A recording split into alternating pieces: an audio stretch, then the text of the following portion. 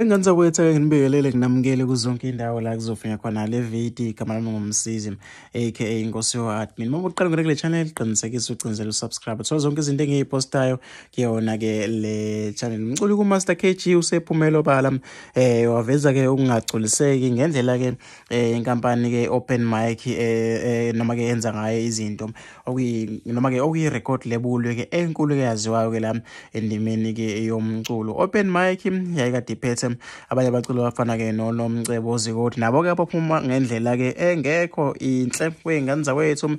Uzokhumbula ukuthi-ke noma-ke nomculi uMakhathi naye waphuma-ke ngendlela-ke engemnandi lapha kwi-Open Mic. Ziyashisa-ke izinto kuleya record label abaculi kade bekhala ngokudlelwa-ke iy'mali. Uzokhumbula uNomcebo Zikode naye ngomunye wabaculi abaye bakhala ngokudlelwa-ke kwey'mali baze bayisana-ke enkantolo nayo-ke i-Open Mic Production-ke le nkampani. Nangu-ke uMaster KG namhlanje phumela obala okokuqala ethi-ke Open Mic Production noma-ke is one of the most selfish people to ever noma-ke to have ever work with. I'm not a fan of taking stuff on social media, but this thing has been noma-ke is been going on for too long now.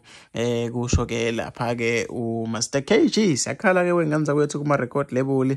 Impela-ke akukho ukuthula. Uzokhumbula ukuthi ziningi iy'gameko ezenzakalayo endimeni yomculo. Nabontu abayaseDubai bake bavela-ke bekhala ngo-Ambitious bebaholela-ke o-3 no-3.7. Ezinye izinto lezi ezathinta-ke noma-ke thinta abantu abaningi ey'nkundleni zokuxhumana ngoba ekugcineni abantu abathenga umculo-ke wey'ngane zakwethu abalandeli bawo-ke umculo. Uma ngabe sekukhona abaculi abakhomplenana mayelana nama-record label, ezinye izinto-ke ethanda ukuthi-ke zibe buhlungu kakhulu lezi wey'ngane zakwethu. Sihlala lapha kwi-comment section mina fisa ukuthi ngizwe uvo lwakho nombono wakho ukuthi wena ucabangani-ke ngalolu daba.